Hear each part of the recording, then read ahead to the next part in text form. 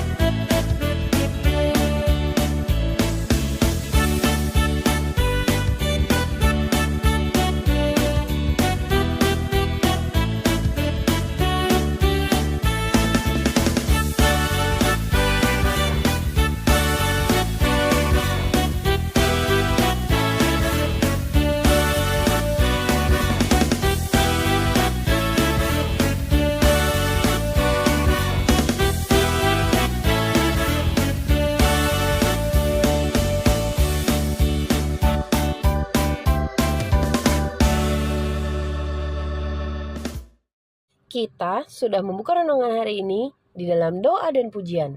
Berarti sebentar lagi tiba saatnya kita untuk mendengarkan sebagian dari firman Tuhan hari ini. Kira-kira cerita apa lagi yang akan kita dengarkan hari ini ya? Nah, tentunya sebelum kita mau mendengarkan firman yang akan dibagikan hari ini melalui cerita Alkitab yang akan disampaikan, kita mau sama-sama mempersiapkan hati kita adik-adik supaya kita siap menerima firman Tuhan hari ini. Nah, untuk menyambut firman Tuhan dan mempersiapkan hati kita, mari adik-adik kita sama-sama menyanyikan lagu Baca Kitab Suci.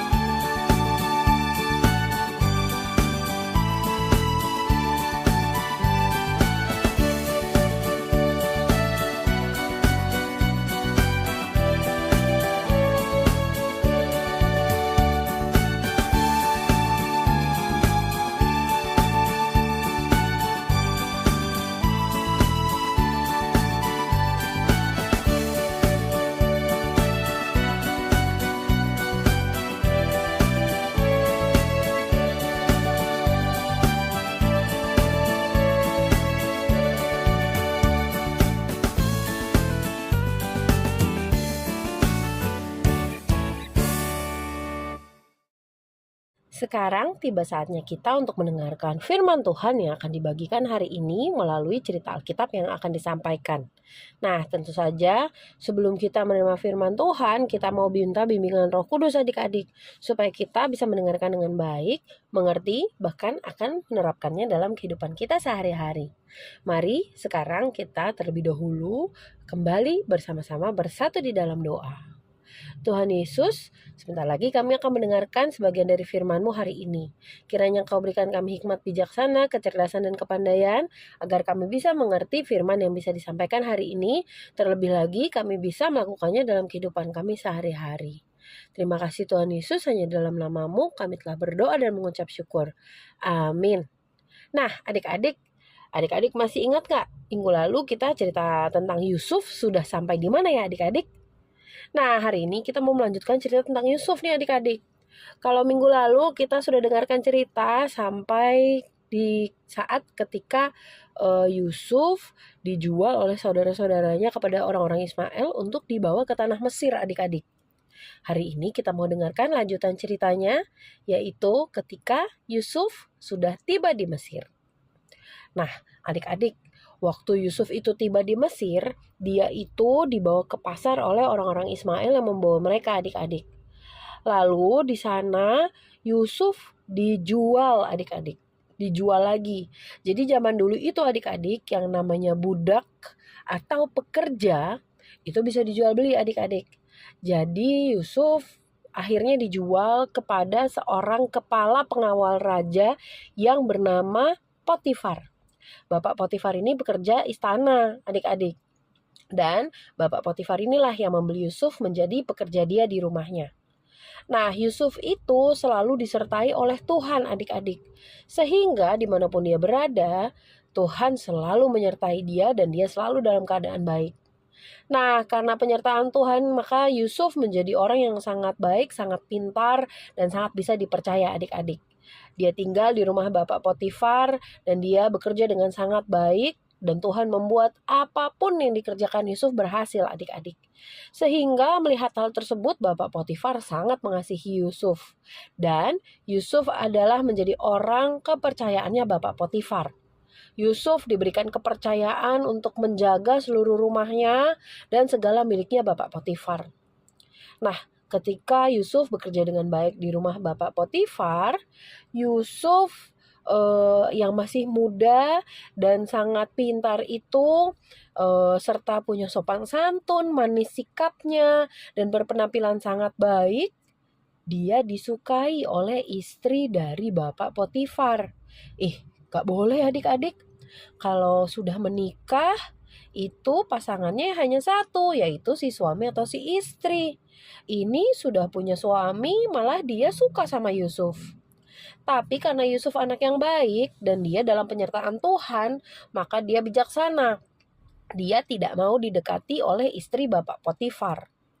Nah, karena istrinya Bapak Potifar ini marah, suatu hari tiba-tiba dia memfitnah Yusuf dan dia berteriak bahwa Yusuf sudah menyakiti dia dan berbuat yang tidak baik di dalam rumahnya Bapak Potifar.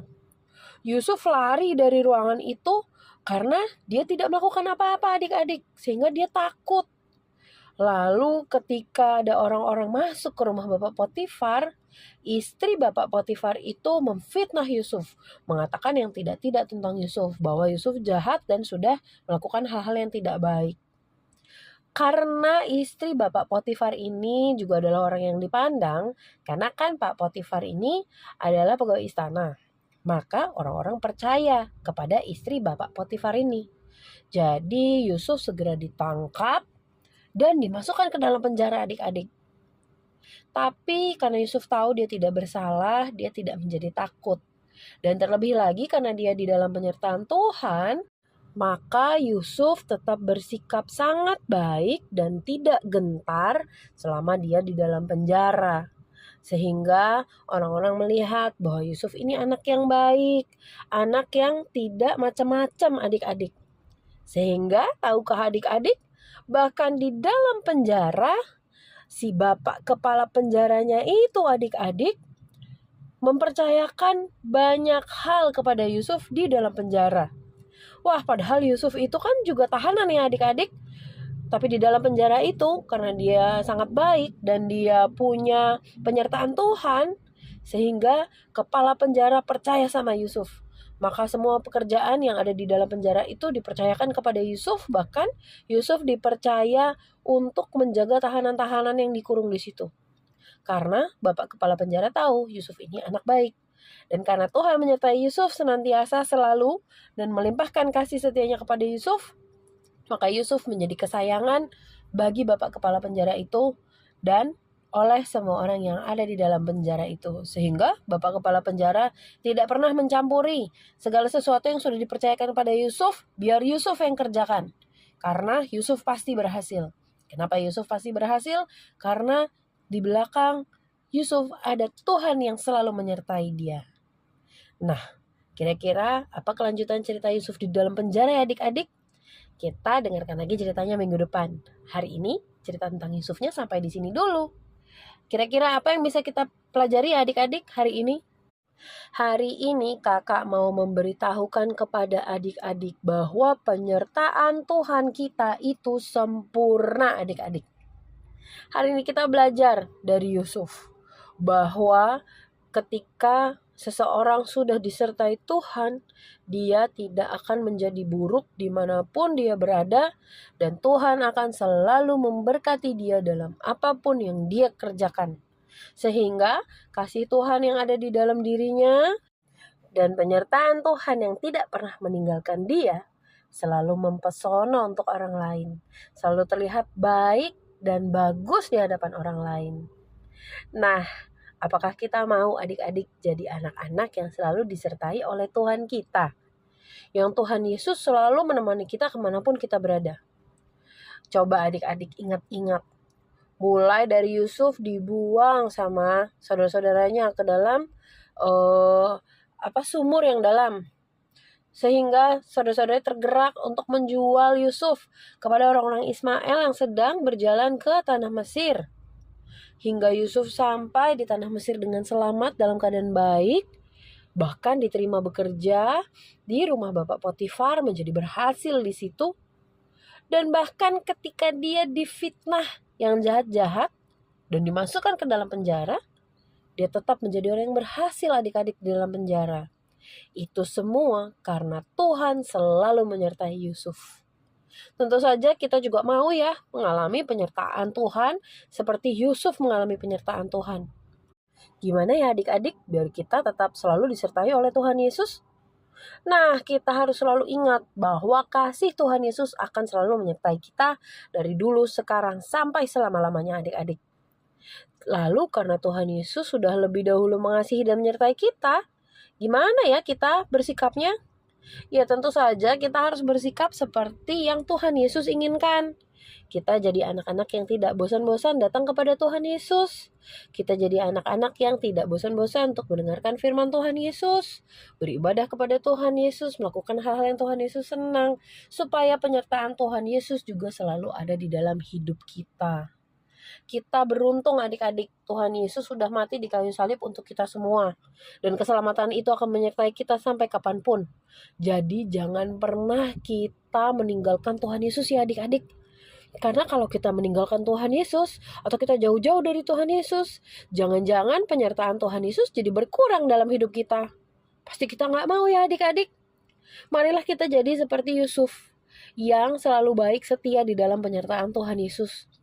Sehingga Tuhan Yesus juga selalu setia di dalam hidup kita. Sehingga kemanapun kita pergi, apapun yang kita buat, nanti Tuhan Yesus yang berkati.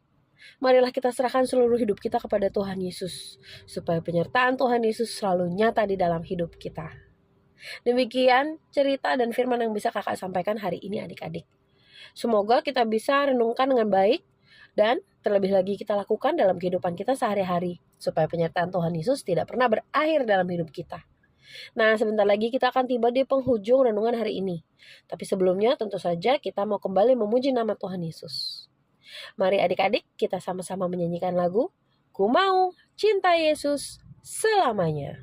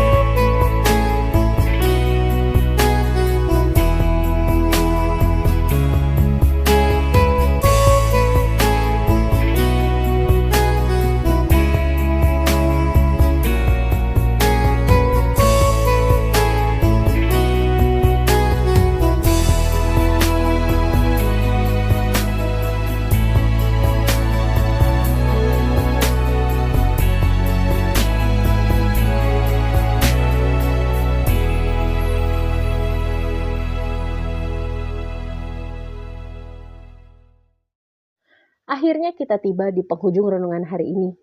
Tapi sebelum kita tutup renungan hari ini, kakak mau kembali mengingatkan adik-adik bahwa kalian tetap bisa mengumpulkan nilai sekolah minggu kalian dengan cara tetap absen. Setiap kali kalian ikut menyaksikan renungan sekolah minggu GKPA di Ponorogo. Caranya adalah dengan kalian foto ketika kalian sedang menonton renungan sekolah minggu GKPA di Ponorogo. Kemudian fotonya boleh dikirimkan ke WhatsApp kakak untuk menjadi nilai absen kalian. Nanti akan dihitung di akhir tahun ketika kita merayakan Natal. Sementara untuk mengumpulkan persembahan, adik-adik tetap bisa ikut mengumpulkan persembahan dengan orang tua masing-masing di ibadah dewasa. Demikian renungan hari ini. Sebelum kita tutup adik-adik, mari kita kembali bersatu di dalam doa, minta bimbingan Roh Kudus untuk melanjutkan aktivitas kita selanjutnya. Mari semuanya kita bersatu di dalam doa. Tuhan Yesus yang baik, kami sudah selesai mengikuti renungan hari ini. Kiranya Engkau tanamkan firman-Mu di dalam hati kami, supaya bisa jadi pedoman dalam kami menjalani hidup kami sehari-hari, dan kami boleh jadi garam dan terang dimanapun kami berada sesuai dengan firman-Nya Tuhan Yesus. Tuhan, kami mau berdoa khususnya saat ini untuk anak-anak sekolah minggu kami dimanapun berada Tuhan. Siapapun yang menyaksikan renungan hari ini Tuhan, anak sekolah minggu GKPA di Ponorogo maupun bukan, Engkau berikan berkat Tuhan. Engkau jadikan firman hari ini penerang di hati mereka Tuhan, supaya mereka lebih dan lebih lagi mengasihi Tuhan Yesus dalam melaksanakan hari-harinya, dalam menjalani hari-harinya. Biar penyertaan Tuhan Yesus terus ada di dalam hidup mereka, dan semakin hari mereka boleh semakin mengasihi Tuhan Yesus. Sertai mereka Tuhan dalam setiap aktivitas mereka, baik ketika mereka sedang belajar, berada di sekolah, di tengah-tengah teman-teman mereka, atau mereka sedang berkegiatan di rumah, sedang beraktivitas bersama keluarga atau teman-teman yang ada di rumah mereka. Ketika mereka sedang melakukan kegiatan apapun Tuhan, di dalam, di luar rumah, di dalam, di luar sekolah, dimanapun mereka berada Tuhan Yesus yang sertai. Jadikan mereka garam dan terangnya Tuhan Yesus, berikan mereka kesehatan yang sempurna, kepandaian, hikmat bijaksana yang dari Tuhan Yesus, sehingga apapun yang mereka lakukan, mereka boleh menyenangkan hatinya Tuhan Yesus. Mereka boleh jadi berkat di tengah keluarga mereka, di tengah-tengah teman-teman mereka, bahkan di tengah-tengah dunia ini Tuhan. Terima kasih Tuhan. Kami juga mau berdoa Tuhan untuk setiap orang tua dari anak-anak sekolah minggu, dimanapun mereka berada, apapun yang mereka kerjakan Tuhan, berkati mereka, jadikan semua pekerjaan mereka berkat. Bukan hanya bagi mereka dan anak-anak serta keluarga mereka, tapi juga bagi orang-orang di sekitar mereka, bagi gereja, bagi orang-orang yang membutuhkan. Dimanapun Engkau ingin mereka menjadi berkat Tuhan, Kau jadikan mereka berkat dimanapun mereka ditempatkan. Berikan mereka kesehatan yang sempurna, hikmat bijaksana yang dari Tuhan Yesus untuk membimbing terus anak-anak kami tumbuh di dalam kasih-Nya Tuhan Yesus, supaya boleh jadi penguat, boleh jadi orang tua yang terus memperkenalkan Tuhan Yesus di dalam kehidupan anak-anak sekolah minggumu Tuhan. Kami juga mau berdoa Tuhan untuk gerejamu GKPA di Ponorogo, semua yang ambil bagian pelayanan di dalamnya Tuhan, mulai dari pendeta, sintua, guru huria, semua pengurus harian Tuhan, pengerja kategorial, semua jemaat dari yang termuda hingga yang tertua Engkau sertai, berkati Tuhan. Berikan kami kesatuan hati untuk terus menyenangkan hatinya Tuhan Yesus melalui setiap ibadah dan pelayanan kami Tuhan. Biarlah pelayanan GKPA di Ponorogo menjadi dupa yang harum di hadapan Tuhan Yesus, dan gereja kami boleh jadi gereja yang memenangkan lebih banyak lagi jiwa-jiwa. Terima kasih Tuhan Yesus. Kami juga mau berdoa untuk semua orang yang ada di sekitar kami. Biarlah kami boleh jadi berkat, dan orang di sekitar kami jadi berkat dalam kehidupan kami Tuhan. Jadikan kami terang garam-Mu, sehingga semua orang di sekeliling kami boleh kenal Tuhan Yesus melalui kehidupan kami. Kami juga mau mohon ampun Tuhan atas segala dosa dan pelanggaran kami, ketika kami tidak dengar-dengaran akan firman Tuhan, ketika kami nakal, ketika kami tidak taat kepada orang tua kami, ketika kami tidak menyenangkan hati Tuhan Yesus, membuat hati Tuhan Yesus sedih, tidak mengasihi sesama kami, nakal kepada teman-teman kami, saudara kami, Tuhan kami mohon ampun. Kau ajarkan kami Tuhan untuk terus hidup sesuai dengan firman-Nya Tuhan Yesus. Terima kasih Tuhan. Hanya di dalam nama Tuhan Yesus kami ingin berdoa seperti yang Tuhan Yesus ajarkan. Bapa kami yang di surga, dikuduskanlah namamu, datanglah kerajaan-Mu, jadilah kehendak-Mu di bumi seperti di surga. Berikanlah kami pada hari ini makanan kami yang secukupnya, dan ampunilah kami akan kesalahan kami, seperti kami juga mengampuni orang yang bersalah kepada kami. Dan janganlah membawa kami ke dalam pencobaan, tapi lepaskanlah kami daripada yang jahat. Karena Engkau-lah yang punya kerajaan dan kuasa dan kemuliaan sampai selama-lamanya. Amin. Bapa, terima kasih. Bapa, terima kasih. Bapa, di dalam surga. Ku berterima kasih. Amin. Selamat hari Minggu adik-adik. Tuhan Yesus memberkati. Sampai jumpa di Renungan Sekolah Minggu GKPA Diponegoro minggu depan.